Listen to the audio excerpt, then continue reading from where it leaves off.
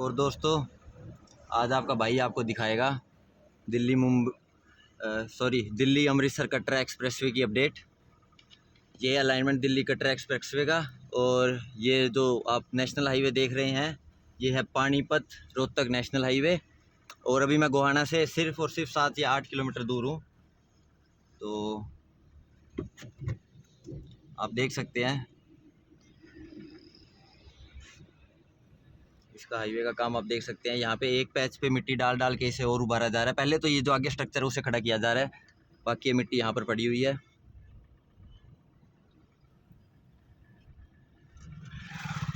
अभी मिट्टी थोड़ी और डालने की जरूरत है, क्योंकि आप यहाँ से देख सकते हैं यहाँ से बारिश की वजह से मिट्टी जो है वो कट चुकी है, तो मिट्टी और डालनी पड़ेगी। अभी आप देख सकते हैं एक्सप्रेसवे का नज़ारा। अभी हम पार कर रहे हैं इस वाटर कैनाल को, आप देख सकते हैं इसे। आज मैंने सोचा आप लोगों को दिल्ली कटरा एक्सप्रेसवे की अपडेट दूं। इससे आगे हाईवे को पार करने के बाद अभी तक कोई काम चालू नहीं है। ये मेरे हिसाब से ये पैकेज 1 का ही अभी तक काम चल रहा है, और अभी यहाँ से लेके और जीन तक फ़िलहाल अभी कोई ख़ास काम चालू नहीं है। हल्की फुल्की जगह पर थोड़ी बहुत मिट्टी डाल रखी है, ये देखिए, आप देख सकते हैं।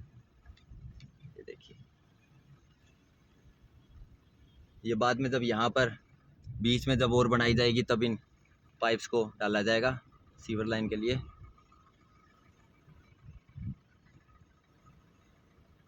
वो देखिए दोस्तों,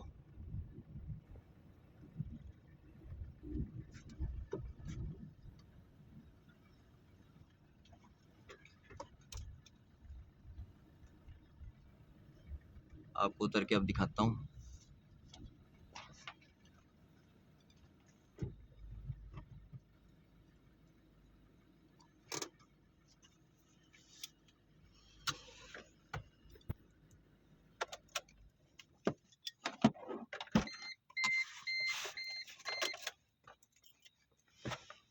ये देखिए,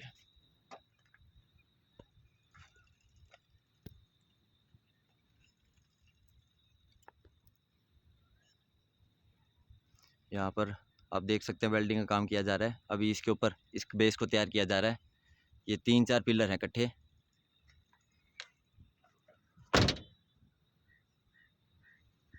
और अब यहाँ से पीछे का नज़ारा भी देख सकते हैं, ये पाइपें डली हुई है।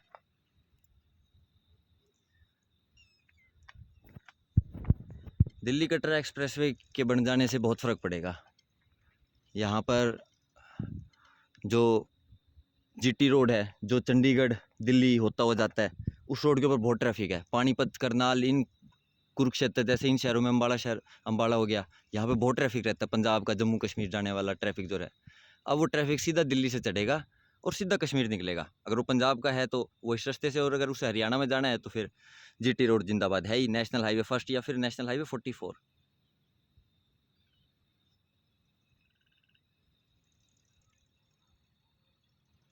अभी फ़िलहाल यहीं पर ही काम चल रहा है। आगे आगे भी आप देख ही सकते हैं, इसी तरीके के ब्रिज बना रखे हैं। आगे भी इसी तरीके का स्ट्रक्चर खड़ा किया जा रहा है, आप देख सकते हैं।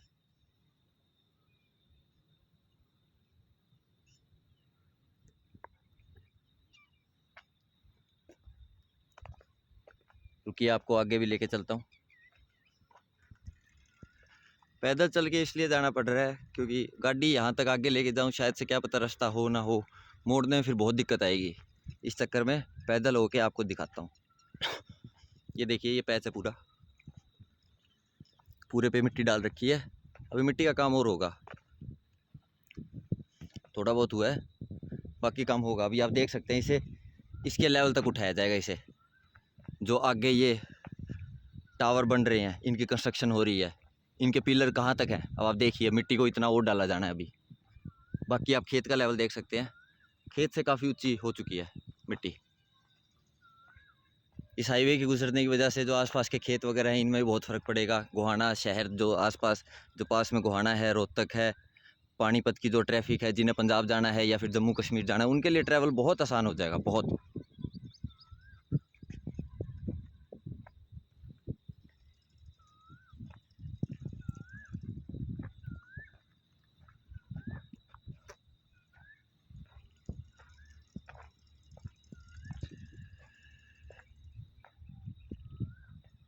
आप देख सकते हैं लेबर लगी हुई है काम करने पे। अभी इसके ऊपर बिल्डिंग वगैरह करी जा रही है, फिर इसके ऊपर सीमेंट डाल के इसे बंद किया जाएगा, इसे पक्का किया जाएगा पूरा। यहाँ पर फ्लाईओवर देने की भी ज़रूरी है, क्योंकि फ्लाईओवर का मेन कारण ये है कि कल को अगर खेतों में कुछ बनता है तो आसपास का जो खेत है वो दूसरे खेत से कैसे कनेक्ट होगा, क्योंकि यहाँ पर तो बहुत लिमिटेड एक्सप्रेसवे पे तो वैसे ही बहुत लिमिटेड एंट्री और एग्जिट रहती है, तो उसके लिए काफ़ी फ्लाईओवर दिए जाएंगे इस एक्सप्रेसवे पे, काफ़ी।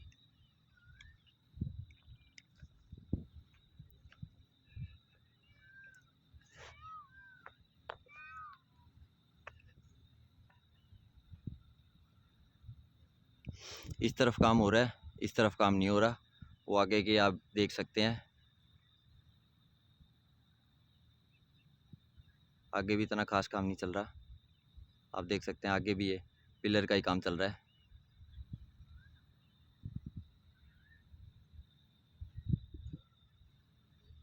इसके दूसरे वाले पैच की तरफ कुछ खास काम नहीं हुआ, यहीं पर ये बिल्डिंग का काम चल रहा है।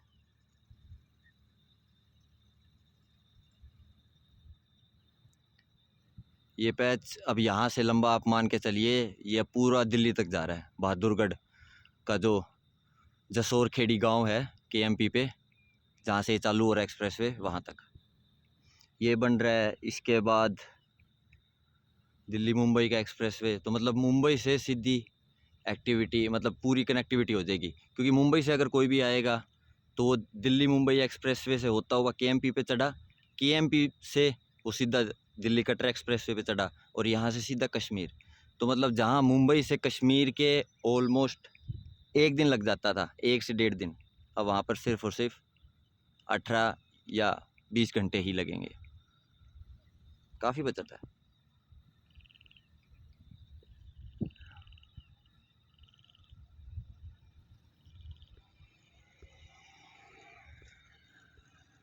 अभी बाकी मिट्टी भरने भी काफ़ी बाकी है, मिट्टी भी भरी जाएगी इसके अंदर।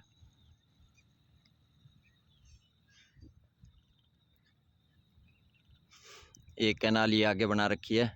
इसके बाद इस हाईवे को अगर आप पार करते हैं तो पार करने के बाद अभी फ़िलहाल कोई भी खास काम नहीं हुआ है। मैं अभी जाते टाइम की भी आपको दिखाऊंगा, कोई खास काम नहीं हुआ है।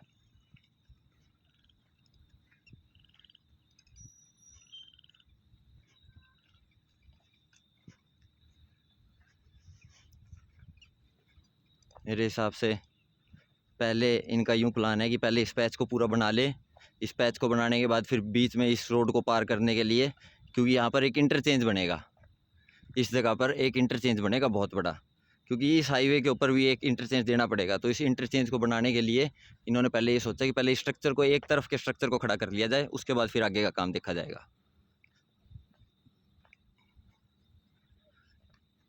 आज थोड़ा सा धूप भी थी तो सोचा कि अपडेट दे दी जाए। आप देख सकते हैं खेत काफ़ी नीचे हो चुके हैं, और अभी तो मिट्टी पूरी डली भी नहीं है। जब मिट्टी पूरी डल जाएगी तो उसके बाद आप सोच सकते हैं कि एक्सप्रेसवे कितना ऊपर उठ जाएगा।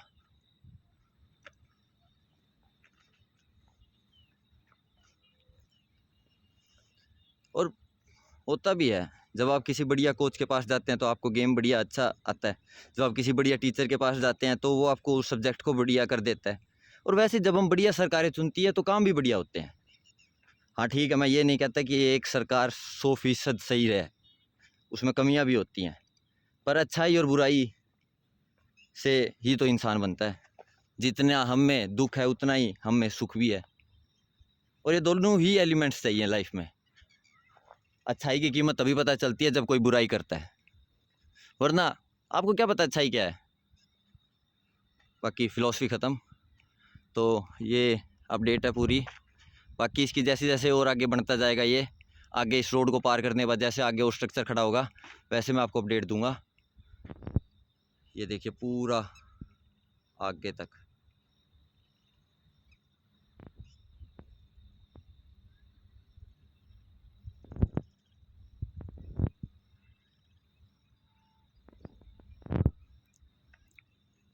काफ़ी बेहतरीन काम चल रहा है।